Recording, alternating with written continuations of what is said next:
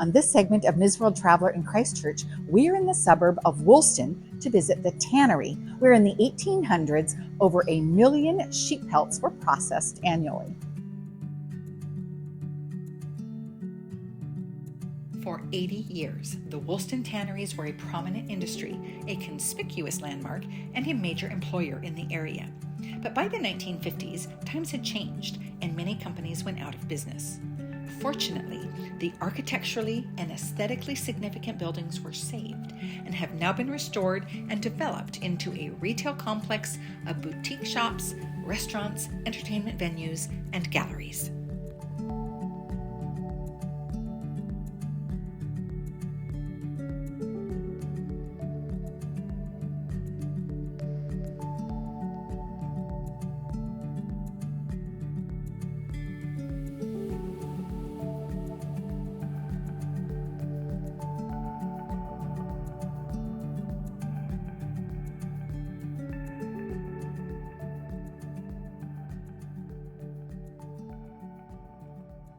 So I'm here with Anna Harris at Wool Yarn and Fibre. Is that right? Yeah. And in the Tannery. So you were telling me that you used to be at the Art Center and now you're at the Tannery. So how do you like being here? Oh no, it's good. We all like it. It's just a smaller place, and it's got boutique shops. They're all different, and and it's easy parking, and it's that's nice. and right? the Guild and us, we're together, so it's good being close by. Yeah. Well, you were mentioning the Guild. Tell me, because this is a collective, the store is a collective, so tell me a little bit about that.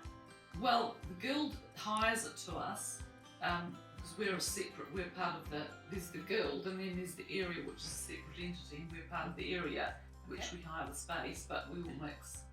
Yeah, and so they were at the Art Centre and had moved here, and we rent the space, and it buzzes with spinners, knitters, felters, weavers, crocheters. Yes, you've got a beautiful space in the back where people come in, they can take classes, you can have workshops, the Guild can meet.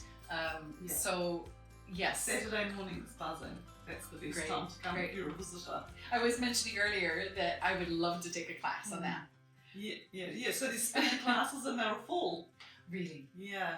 Yeah, and they have the wheels here, so you don't have to have your own. You can come here and do it. Yeah. Great. And if the people like it, they can buy ones, and sometimes we have them for sale. Excess ones. Yeah.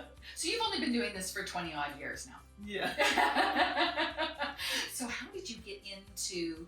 So you're hand dyeing the wool, is that correct? Well, I started with felting. My colleague from work, her mother did the felting, and so she invited me to come up one day, and we did. She taught me how to do Nuno scarves. That's wool felted into silk fabric.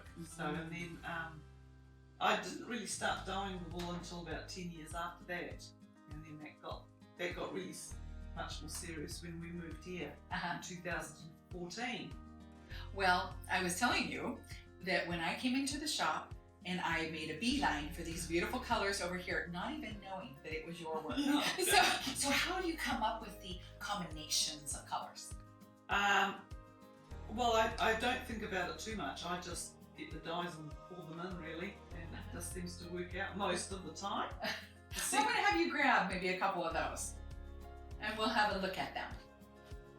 So beautiful. So, like these, this is very soft and muted, and this has a lot more intensity in the color. Is that just the amount of dye that you put in? Just the dye powder. Yeah. Okay. So the more you push in, the stronger it is. Yeah. And this is used for spinning. Or felting. Or felting. Yeah. Okay. You can felt it as well. Or spinning. Yeah. So the spinning ends up like that. That's what turns it into yarn. Yeah. So these are all the yarn from not all of them are from my wool, but yeah. And so, are there a lot of people who do that here? Yeah, there is a few. Yeah, there's quite a few that members that are in the shop. Quite a lot spin. Yeah.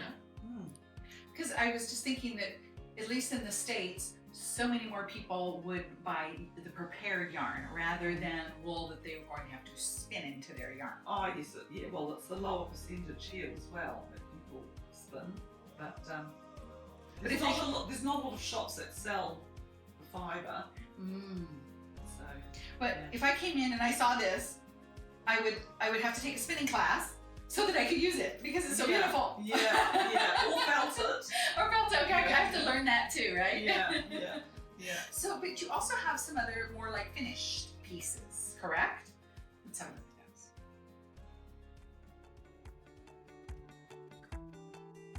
those. So this is what you were talking about with felting. Is that right? One method of felting, nuno felting. So that's silk, and the wool is put onto the silk, and you do lots of rolling when it's wet, and the fibres work through, and it doesn't come apart, so you don't actually have to sew it, and they last for years. I've had one scarf for 15 years, and it's lasted. Yeah, looks delicate, but it starts off very big, and when you felt it, it just comes. It kind of shrinks down, right? So it's quite tough. And how do you care for it? Do you have to have it dry cleaned, or you can hand wash it? I wouldn't put it in the washing machine because it might become a very small scarf. Once it gets wet, that's when the shrinking happens. The hot water. The hot water. So just warm soap, when you just hang it outside, and it's as good as new. But you don't have to wash them that often because wool repels, dirt and things generally. Yeah. Kind of like when it's on a sheep. Right? Exactly.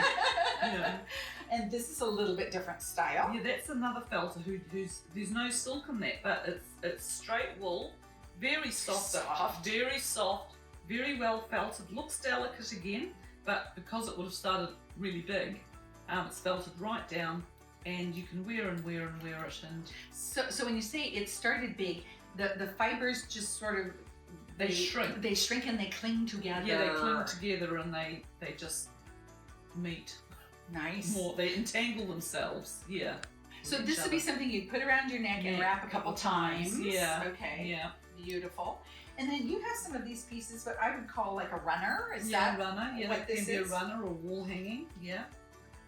That's got a felted backing, and then I just put the decoration on. Well, however I want to decorate it. And in this case, just fluoro pinks and other colours that I put together and just had fun with. And there's a little bit of silk. Can you see how it's sort of shiny? Yes.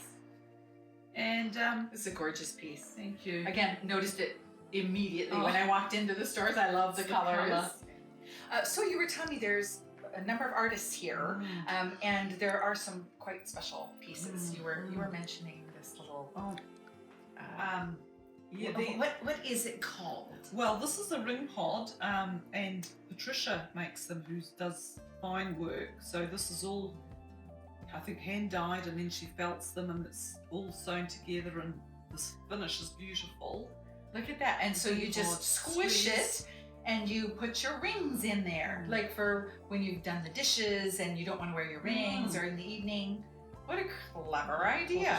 Pop it in, and she. Yeah, and this also fine work is hers, where she, look at all that's a power. Colours are just all perfect. All the finish, the hand sewn and stitching. Is it little beading in there?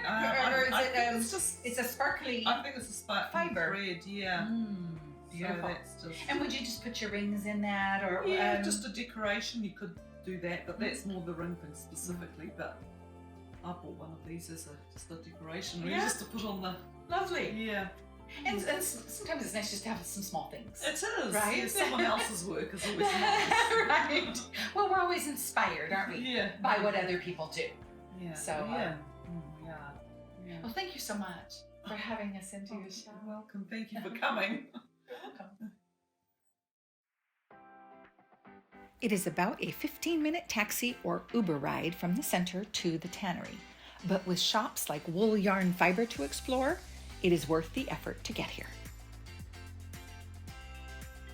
We're going to stay in the Woolston area on the next segment of Ms. World Traveler in Christchurch to investigate a vintage wonderland. Stay tuned.